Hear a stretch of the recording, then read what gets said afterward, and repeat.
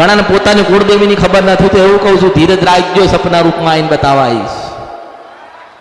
ઘણાકના દેવના દીવાની ખબર નથી કે અમારા ઘરના દીવા કેટલા, અમારા પેઢીના દીવા કેટલા. તો એમ કહું છું, વિશ્વાસ રાખજે, આ અમૃત બતાવવા આવશે માતા છું.